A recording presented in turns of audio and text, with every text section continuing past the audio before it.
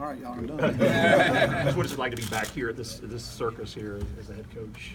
Well, that's great. It's it means the kickoff for another season, and that's what's really exciting for me. And excited about our opportunity at South Carolina. Look forward to getting started with our players on August 1st.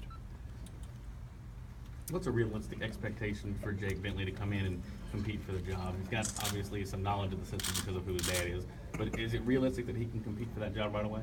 Well, I think any freshman coming in is going to have every opportunity to contribute to our football teams, and Jake's one of those freshmen. So I think we'll find out what realistic expectation after about 2 weeks of camp of where he is within our offense and where he is as far as our roster is concerned at the quarterback position. But that goes true with every freshman. Can you talk a little bit about how Sky is doing since his operation? Yeah, he's doing well. He's going to start riding the bike here 1st of August. He'll start lifting in September. Obviously can't have any contact or anything till bowl practice. But again, his spirits are good. I text with him, try to as much as we can about every day, just to check on him to make sure he's in good spirits, because he's going through a tough time. It's the first time in his life he's had something really important to him taken away, and that's very difficult for a young man to go through. So I certainly understand that. Will, is that a lingering injury from last year, or when did that exactly happen? I don't know that you could really put a finger on exactly when those things happened. It was something that when we came in our off-season program, he complained of some tingling down his arms. So obviously this is a pre-existing injury.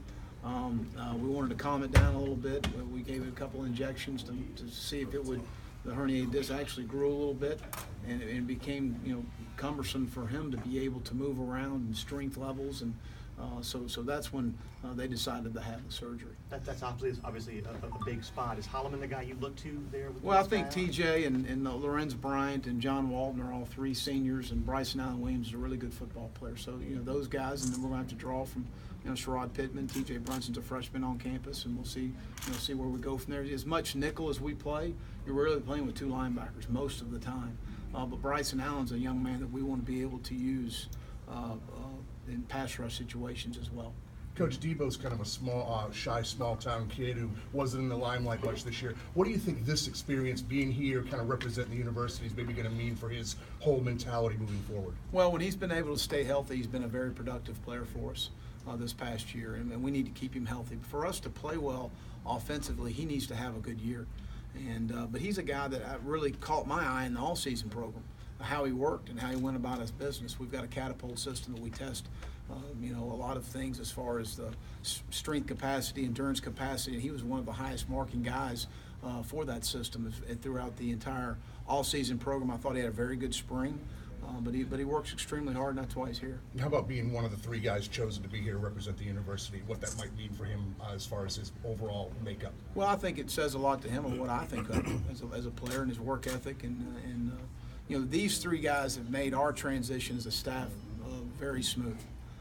The buy-in that our entire team, we've had very little resistance. I think when you have a coaching change, you always have transfers, you always have somewhat of resistance, but we've had very little resistance from our group, and these three guys have helped us tremendously.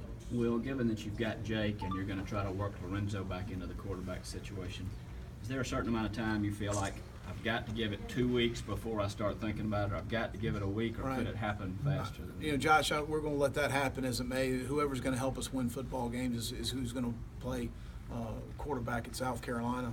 Lorenzo's also going to play some receiver. We've worked through that this summer a little bit, but he's going to still have his hand in the quarterback position. Whether we play one quarterback, we play two, and who it's going to be, I don't know right now. I'm not going to put a timetable on that.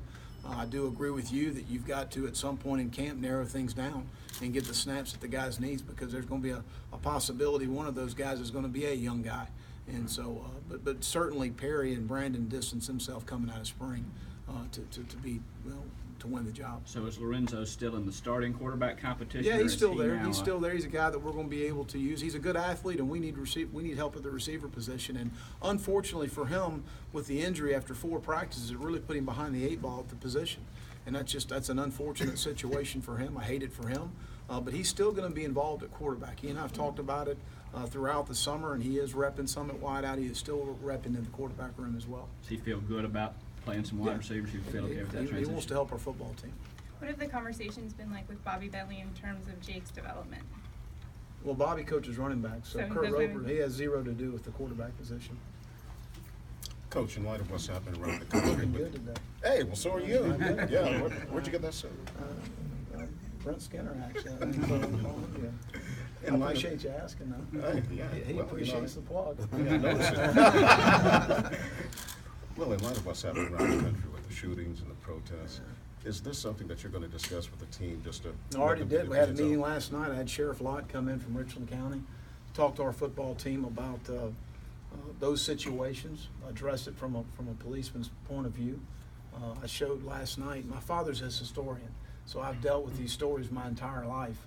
And one of his favorite history moments in the United States of America was the Civil Rights Movement. He admired Dr. King. He talked to me and always about Senator Kennedy's speech in Indianapolis, Indiana, the night of the assassination of Dr. King. And I showed that video to our team last night to show them that this country's been through some tough times before, much more difficult than we are facing right now. And it's not going to end.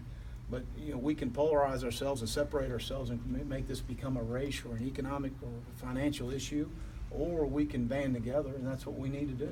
And we need to come together, and that's what I really imposed to our players last night. I think they enjoyed seeing that part of history of our country and understanding a little about how things happen and the demonstration. My father admired Dr. King for what he stood for, but how he handled it as much as anything. And that to me is what I tried to impress upon our players, of handling.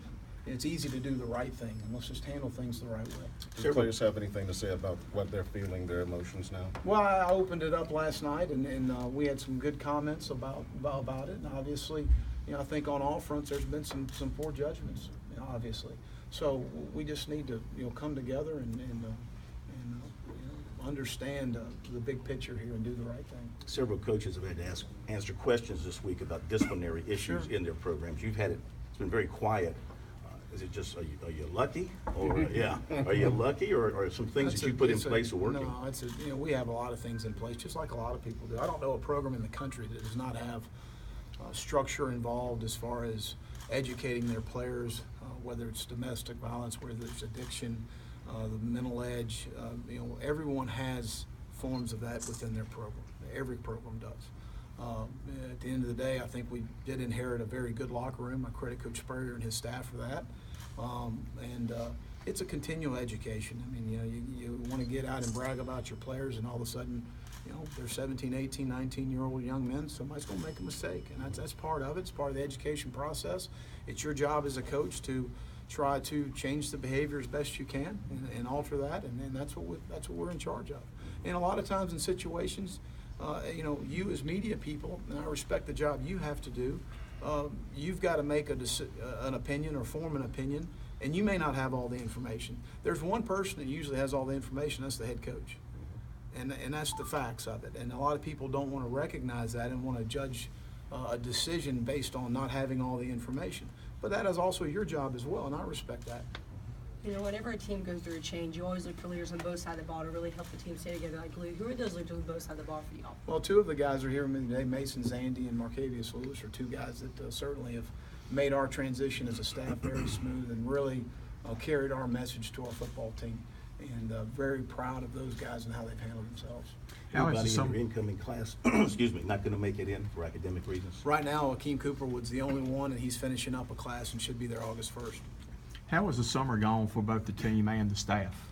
Well, the staff's been off for a little while. We start back July 18th, so I hope they've enjoyed themselves, because we're going to start working on July 18th. It's going to be awesome. But the team, all the reports I've gotten from Jeff Dillman have been very positive as far as the work ethic, the buy-in. And again, that's been very smooth since we've been at South Carolina. When you look at this defense and what didn't work last year, does it need a major overhaul? I mean, that's kind of your focal point on that side of the ball. When you looked at some of the things that went wrong, what have you come up with? Really, when I watch film from last year, I just looked at the intangible things about effort and tackling and willingness to compete and willingness to stick your face in there and enjoy contact. I mean, those are the things I look for. And I saw a lot of that continue to, in a positive way, in spring, continue to carry over. We have to improve in a lot of areas, and I do feel like we've got a good mixture of talent and experience in our front seven. We need to improve in the secondary, but I think we're capable of improving in the secondary. I think we're capable of playing much better.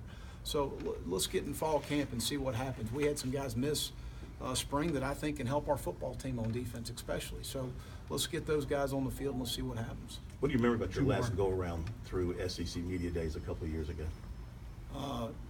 Pat Dooley was a lot closer to me than he is today. Robbie Andrews was a lot closer than me he is today. All those guys, no, there's good guys. Again, this is a kickoff for our season, and I'm excited about it. You're going to probably pick pretty low, and you have been in some of these preseason things. You guys are wrong every year. Yeah. Who cares? It doesn't even matter. You can use that as motivation. Nah, it doesn't even matter. At the end of the day, if you're not motivated coming off 3-9, something's wrong with you. Anything else for Coach? All right, we'll see y'all out there.